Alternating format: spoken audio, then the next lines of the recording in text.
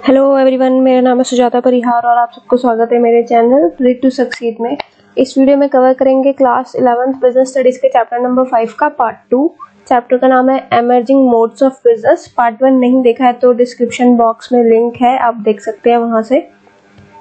तो चलिए स्टार्ट करते हैं हमारा चैप्टर। 5th टॉपिक आता है, हमने 4 टॉपिक कर लिए थे पार्ट 1 में। 5th टॉपिक आता है आउटसोर्सिंग कॉन्सेप्ट। आउटसोर्सिंग कॉन्सेप्ट देखो, बहुत पिछले काफी टाइम से एक नए टाइप का बिजनेस स्टार्ट हुआ है जिसको हम बोलते हैं business processing outsource, business process outsourcing, यानी कि बीपीओ।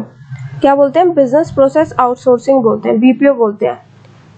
बीपीओ में क्या होता है, जो बिजनेस होता है वो अपना कोई पर्टिकुलर टास्क को कंप्लीट करने के लिए आउटसाइड एजेंसी को हायर करता है।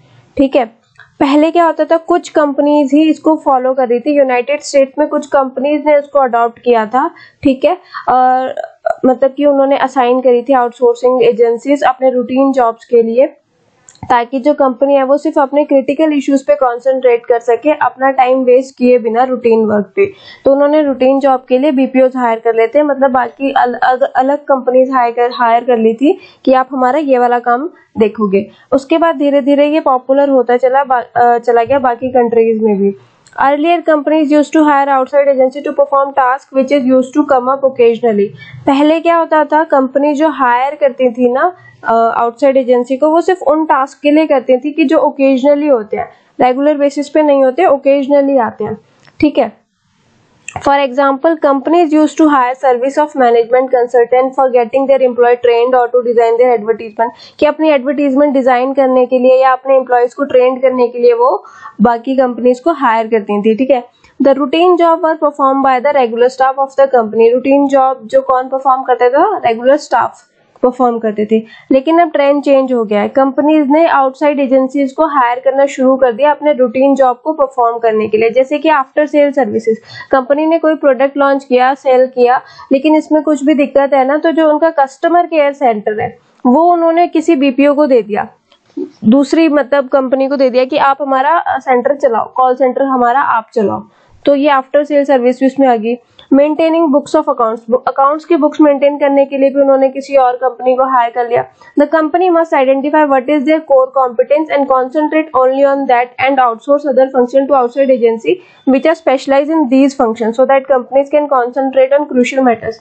तो कंपनी को पहले आइडेंटिफाई करना पड़ेगा उनका मेन काम क्या है, उनको मेन चीज पे किस पे ध्यान देना है, ताकि फिर वो जब ये आइडेंटिफाई कर लेंगे तो वो सिर्फ उस पे ध्यान देंगे और बाकी जितनी भी चीजें हैं वो दूसरी कंपनीज, दूसरी एजेंसीज को दे देंगे जो उसमें स्पेशलाइज्ड है, ताकि जो मेन कंपनी है वो अपना ध्यान पूरा का पूरा कॉन्सेंट्रेट अपने क्रूशियल मैटर्स पे कर सके। ठीक है, तो ये है बीपीओ आउटसोर्सिंग कॉन्सेप्ट है पूरा, जिसमें हम बीपीओस को हायर करते हैं। बिजनेस प्रोसेस आउटसोर्सिंग मतलब हमारा कुछ रेगुलर वर्क होता है वो हम किसी दूसरी एजेंसी को दे देते हैं कि आप हमारे नाम से इस काम को करो। तो जैसे जो कॉल सेंटर्स होते हैं, ठीक है, वो क्या होते हैं? बीपीओस होते हैं, मतलब किसी पर्टिकुलर और किसी कंपनी के लिए कोई और उस काम को चला रहा होता है। मतलब वहां पे ऑफिस किसी का होगा, वो नाम कोई और होगा, लेकिन वहां पे काम हो रहा होगा, मान लो मिंत्रा का बीपीओ सेंटर है या स्विगी का बीपीओ सेंटर है, वो ऑफिस किसी और का होगा, लेकिन वहां किसका हो रहा है? मिंत्रा का, स्विगी का, फ्लिपकार्ट, अमेजोन, इन सब का काम हो रहा है, लेकिन ये एजेंसीज को दे रखे हैं कि आप हमारा कॉल सेंटर चलाओ। ठीक है, चलो अब देखते हैं nature and features of BPO. BPO का नेचर और फीचर्स मतलब क्या क्या होते हैं। बीपीओ में क्या आता है? बीपीओ इन्वॉल्व्स कॉन्ट्रैक्टिंग आउट, मतलब कि जो काम आप खुद कर सकते हो वो काम आप किसी और को दे देते हो। जैसे कि आप खुद से अपने घर के लिए सिक्योरिटी गार्ड को अपॉइंट कर सकते हो, लेकिन आप क्या करते हो, आप किसी एजेंसी के थ्रू अपने सिक्योरिटी गार्ड को अपॉइंट करते हो ऑन कॉन्ट्रैक्चुअल बेसिस। ठीक है, तो ये होता है बीपीओ। मतलब कि आपने अपने काम के लिए किसी दूसरी एजेंसी को हायर किया कि आप हमारा ये काम इतने पर्टिकुलर टाइम पीरियड तक करोगे। कॉन्ट्रैक्चुअल बेसिस पे होता है ये कि मतलब अगर 6 महीने का कॉन्ट्रैक्ट है, 1 साल का कॉन्ट्रैक्ट है, 2 साल का कॉन्ट्रैक्ट है, उस हिसाब से होता है ये।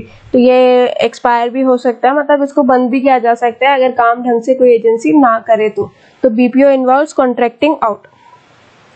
Generally non core business activities जो होती है ना वो आउटसोर्स की जाती हैं। जैसे कि एक स्कूल है, अभी एक स्कूल रन हो रहा है यहाँ पे, ये तो कोर एक्टिविटी है, मेन काम हो रहा है, कोर एक्टिविटी है। लेकिन स्कूल में कैंटीन भी है, ठीक है, कैंटीन भी है, वहाँ पे यूनिफॉर्म काउंटर भी है कि वहाँ पे आपको एक जगह पे पर्टिकुलर जगह पे यूनिफॉर्म भी मिलेगी, एक स्टेशनरी की शॉप भी आपने स्कूल के अंदर खोली। तो ये सब जो है ये क्या है, नॉन कोर एक्टिविटी है। तो ये स्कूल वालों ने किसी पर्टिकुलर एजेंसी को हायर कर रखा है कि जो जिन्होंने यहाँ पे ये सारी शॉप्स ओपन करी हुई है। तो जो आउटसोर्स होता है वो नॉन कोर बिजनेस एक्टिविटीज के लिए होता है, ठीक है। Generally, non-core business activities are outsourced. Organization prefer initially to outsource non-core activities. Example, security service जैसी हो गई या sanitation services हो गई, ये सब भी non-core activities में आती है। Like for a school, educating student is a core activity. Students को पढ़ाना एक कोर एक्टिविटी है, where as running the canteen, uniform counter etcetera are non core activities, ये नॉन कोर एक्टिविटीज में आती है। दे प्रेफर टू आउटसोर्स, इन सब चीजों के लिए क्या करते हैं, आउटसोर्स से हम मतलब बाहर की एजेंसी को हम हायर करते हैं, आउटसोर्स हायर करते हैं। Canteen, book shop, uniform counter etcetera and keep education with themselves only, इन सब चीजों के लिए, कैंटीन के लिए, यूनिफॉर्म के लिए, सबको हम आउटसोर्स से हायर करते हैं, लेकिन एजुकेशन हम अपने तक ही रखते हैं। मतलब स्कूल वाली की कोर एक्टिविटी है, ये हम खुद प्रोवाइड करेंगे। Most of the business firm are opting for outsource for the following types of services. ज्यादातर बिजनेस आउटसोर्स किस किस के लिए हायर करते हैं, फाइनेंशियल सर्विसेज के लिए हायर करते हैं, एडवर्टीजमेंट के लिए हायर करते हैं, कुरियर सर्विस के लिए हायर करते हैं, कस्टमर सपोर्ट सर्विसेज के लिए हायर किया जाता है। प्रोसेस, थर्ड पॉइंट है, प्रोसेस में भी outsource to a captive unit और अ थर्ड पार्टी। दो तरीके की होती हैं, एक तो कैप्टिव बीपीओ यूनिट होती है और थर्ड पार्टी सर्विस प्रोवाइडर होते हैं। अब ये क्या होते हैं, कैप्टिव बीपीओ यूनिट होती है कि आप किसी पर्टिकुलर वन फर्म के लिए काम कर रहे हो, सिर्फ उसका काम कर रहे हो और आप किसी का काम नहीं कर रहे हो, उसी का सारा काम आप देख रहे हो। Which provide service, captive BPO unit क्या होती है, which provide service of a given kind to only one firm. Example है जनरल इलेक्ट्रिक है, GE is the largest captive BPO unit है इंडिया की for providing certain kinds of service to the parent company in the US में उसकी parent company है, उसके लिए ये काम करती है, ठीक है, General electric. Third party service आते हैं जो कि बहुत सारे लोगों के लिए काम करती है, एक टाइम पे उनके बहुत सारे क्लाइंट्स होते हैं और बहुत सारे क्लाइंट्स के लिए वो काम करते हैं। इसमें भी आते हैं दो टाइप्स के, horizontal person firm which provide the service to wide basis of client cutting across industry providing assistance in all type of business. बहुत सारे बिजनेस में इनका हाथ होता है, बहुत सारे क्लाइंट्स होते हैं, ठीक है, बहुत सारी इंडस्ट्रीज में फैले हुए होते हैं, इनके बहुत सारे सेंटर्स होते हैं जो कि बहुत सारा काम करते हैं। Horizontal third party service provider. और वर्टिकल थर्ड पार्टी प्रोवाइड क्या होते हैं, दे में स्पेशलाइज इन वन और टू इंडस्ट्री, इनका सिर्फ एक या फिर दो इंडस्ट्री में स्पेशलाइजेशन होती है। And scale up to doing a number of process from non core to core, for example providing IT and financial consultancies only, कि एक या दो ज्यादा से ज्यादा दो इंडस्ट्री में इनकी एक्सपर्टीज होगी। नॉन कोर से लेके कोर एक्टिविटीज में भी ये अपने प्रोसेस चलाते हैं, जैसे कि आईटी प्रोफेशनल्स किसी को हायर करने हैं तो वो देना, फाइनेंशियल कंसल्टेंसीज प्रोवाइड करना, ये सब चीजें vertical third party service provider में आती हैं। चलो अब देख लेते हैं एडवांटेजेस और नीड ऑफ बीपीओ।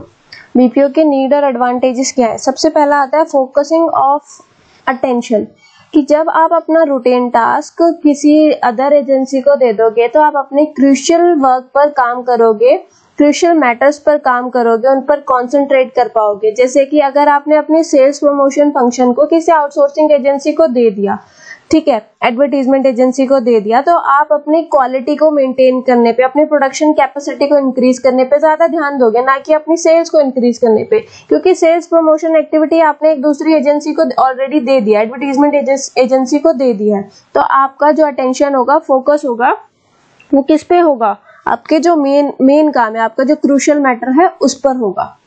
नेक्स्ट आता है रिडक्शन इन कॉस्ट। जब भी आप किसी को काम दे देते हो तो जो आपका जो बेनिफिट होता है ना, वो आप ना 10 to 20% कॉस्ट अपनी बचा लेते हो खुद वो काम ना करके, क्योंकि जो दूसरी कंपनी है वो उस काम में एक्सपर्ट है, तो उसको पता है कि लो कॉस्ट में उस काम को करना कैसे है। अगर आप खुद वो काम करने जाओगे तो आप एक्स्ट्रा मनी स्पेंड कर दोगे उस पर, तो आप अपने 10 to 20% कॉस्ट उसमें सेव कर लेते हो हमेशा, ठीक है।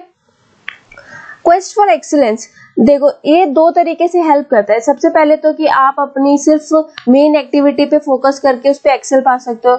दूसरा, देखो जब आप किसी दूसरी कंपनी से काम लेते हो, दूसरी एजेंसी से कुछ भी काम करवाना चाहते हो, तो आप बेस्ट कंपनी चूज करते हो ना, जो उस चीज में एक्सपर्ट है, ठीक है। तो जैसे कि तो अगर आप उनसे काम लोगे तो आपको वो बेस्ट चीज प्रोवाइड करेंगे। मान लो अगर आपको, देखो इसमें एग्जांपल है, आपको अपना सॉफ्टवेयर डेवलप कराना है, तो ज्यादातर लोग टीसीएस या फिर इन्फोसिस के पास जाते हैं, क्योंकि वो इस एरिया में एक्सीलेंट पावर है, मतलब उनको बहुत अच्छे से आता है करना। तो जब आप इनसे अपना सॉफ्टवेयर डेवलप कराओगे तो आपका सॉफ्टवेयर बहुत अच्छा होगा। तो आपकी जब हर चीज अच्छी होगी, एक्सीलेंस तो आपको हर चीज में मिल जाएगी। ग्रोथ थ्रू अलायंस, जब आप अलायंस बनाओगे कि आप नॉलेज लोगे, दूसरी कंपनी के साथ काम करोगे, तो आप एक्सपैंड कर पाओगे रैपिडली। अदर फर्म से आपने सर्विसेज ली तो आपकी जो इन्वेस्टमेंट है अपने काम के लिए वो रिड्यूस हो जाएंगी, प्रॉफिट बढ़ेगा, लो इन्वेस्टमेंट रहेगी, बेटर सर्विस आप प्रोवाइड कर पाओगे, ठीक है। तो इससे क्या होगा, आप एक्सपेंड कर पाओगे रैपिडली। तो financial returns, apart from financial return, outsourcing facilitates inter organizational knowledge, आपकी नॉलेज भी बढ़ेगी, कोलैबोरेशन से आपकी नॉलेज भी बढ़ेगी, ठीक है। This is the main reason nowadays firm not only outsource their routine work but also their core and strategic processes like research and development etc. तो इन सब चीजों की वजह से अब सिर्फ नॉन कोर एक्टिविटीज को ही आउटसोर्स नहीं किया जाता, कोर एक्टिविटीज को भी आउटसोर्स किया जाता है, जैसे कि रिसर्च एंड डेवलपमेंट को भी आउटसोर्स किया जाता है। इकोनॉमिक ग्रोथ एंड डेवलपमेंट, आपकी बहुत ज्यादा इकोनॉमिक ग्रोथ और डेवलपमेंट होगी। जैसे कि देखो इंडिया जो है वो अनडिस्प्यूटेड लीडर है इन आईटी और सॉफ्टवेयर डेवलपमेंट में, as good as global outsourcing is concern, कि इंडिया भी बहुत ज्यादा आईटी और सॉफ्टवेयर डेवलपमेंट में बहुत बड़ा मतलब उसका पार्ट है, लीडर है एक तरीके से। तो ग्रोथ तो हो रही है ना, अगर आप आउटसोर्सिंग करते हो तो इकोनॉमिक ग्रोथ और डेवलपमेंट आपकी बहुत अच्छे से होती है। स्कोप ऑफ बीपीओ, बीपीओ का क्या स्कोप है? बीपीओ जो होता है ना, उसको हम मेनली कॉल सेंटर्स के नाम से जानते हैं, जो कि कस्टमर को वॉइस बेस्ड सर्विस प्रोवाइड करते हैं 24 आवर और 7 डेज, सातों दिन 24 आवर्स आपको पूरी कस्टमर सर्विस मिलेगी। और 70% ऑफ बीपीओ इंडस्ट्री जो है, बीपीओ इंडस्ट्री को रेवेन्यू कॉल सेंटर से ही आता है। ज्यादातर बीपीओ में कॉल सेंटर्स ही काम करते हैं, ठीक है। बीपीओ कंप्राइजेस 4 की सेगमेंट, 4 की सेगमेंट होते हैं बीपीओ में, और कौन कौन से होते हैं? कॉन्ट्रैक्ट मैन्युफैक्चरिंग होता है, कॉन्ट्रैक्ट रिसर्च होता है, कॉन्ट्रैक्ट सेल्स होता है और इंफॉर्मेटिक्स होता है। तो ये 4 सेक्टर बीपीओ के अंदर में आते हैं। बीपीओ को क्या बोलते हैं? हम कॉल सेंटर बोलते हैं, जो कि 24 घंटे सातों दिन चलता है, और 70% बीपीओ इंडस्ट्री की रेवेन्यू इन्हीं कॉल सेंटर से आती है। चलो 6 पॉइंट देखते हैं। Knowledge process outsourcing, KPO. KPO क्या होता है? बीपीओ में आप नॉन कोर एक्टिविटीज आउटसोर्स करते हो, केपीओ में क्या होता है? केपीओ में आप नॉलेज को आउटसोर्स करते हो, ठीक है। कंसल्टेंसी सर्विस, जहाँ पे आपको बहुत ज्यादा नॉलेज की जरूरत हो, आपको डिसीजंस लेने में दिक्कत आ रही हो, इंफॉर्मेशन आपको चाहिए हो किसी चीज की, तो वहां पे आप केपीओ को आउटसोर्स करते हो। वहां पे नॉलेज प्रोसेस आउटसोर्सिंग, केपीओ में नॉलेज को आउटसोर्स किया जाता है। In KPO business firms get knowledge related and information related work done from an outside firm, कि नॉलेज रिलेटेड काम और इंफॉर्मेशन रिलेटेड काम आउटसाइड एजेंसी से करवाती है। This involve high value work carried by highly skilled staff. इसमें क्या होता है? बहुत बड़े लेवल का काम होता है और बहुत ही हाईली स्किल्ड स्टाफ होता है जो इस काम को कर सकते हैं। KPO firm in addition to providing expertise and consultancy service often take many low level decisions also. KPO जो होता है वो हमको क्या देता है? एक्सपर्टीज और कंसल्टेंसी सर्विसेज प्रोवाइड करता है, और बहुत ही कभी कभी लो लेवल के डिसीजंस भी केपीओ हमारे ले लेते हैं, हमारी कंपनी के डिसीजंस, लो लेवल के डिसीजंस केपीओ ले लेते हैं। Features of KPO, main difference क्या है बीपीओ और केपीओ में? Is that KPO usually focused on knowledge intensive business. KPO में नॉलेज इंटेंसिव बिजनेस होती है, जिसमें क्या होता है? एक्सपर्टीज की जरूरत होती है, एक्सपर्टीज की जरूरत होती है, आपको बहुत हाईली नॉलेजेबल होना पड़ेगा अगर आपको केपीओ में काम करना है, ठीक है। The main aim of KPO is to create value for client by providing business expertise rather than process expertise. KPO का मेन एम होता है कि क्लाइंट को बिजनेस एक्सपर्टीज प्रोवाइड की जाए, ना कि प्रोसेस एक्सपर्टीज। ठीक है। KPO involve advance analytical thinking, KPO में एडवांस एनालिटिकल थिंकिंग होती है, टेक्निकल स्किल्स आती है, डिसिसिव जजमेंट आते हैं, और ये सब किस बेस पे आता है, एक्सपीरियंस के बेस पे। केपीओ इंक्रीज करता है एफिशिएंसी और रिजल्ट इन कॉस्ट सेविंग, और आपकी कंपनी की कॉस्ट सेविंग भी करता है। Common service included in KPO, KPO में क्या क्या चीजें आती है, रिसर्च एंड डेवलपमेंट का जो काम होता है वो सब केपीओ में आता है, लीगल प्रोसेसेस केपीओ आते हैं, patent service, data analytics, editorial process, valuation etcetera, ये सारी चीजें केपीओ के अंडर में आती है। 7 topic, smart card and ATM meaning and utility. Smart card क्या होता है, स्मार्ट कार्ड प्लास्टिक कार्ड होता है, बिल्कुल क्रेडिट कार्ड की तरह होता है, लेकिन उसमें किसी भी तरीके की कोई मैग्नेट स्ट्रिप्स नहीं लगी होती। स्मार्ट कार्ड, आपकी जो सिम कार्ड होता है वो स्मार्ट कार्ड होता है, हेल्थ केयर कार्ड जो दिया होता है आपको वो स्मार्ट कार्ड होता है, आपका मेट्रो कार्ड स्मार्ट कार्ड होता है। तो ये सारे कार्ड जितने भी हैं ये सब स्मार्ट कार्ड होते हैं, ठीक है। स्मार्ट कार्ड्स, आपका जो डेबिट कार्ड है वो भी एक स्मार्ट कार्ड है।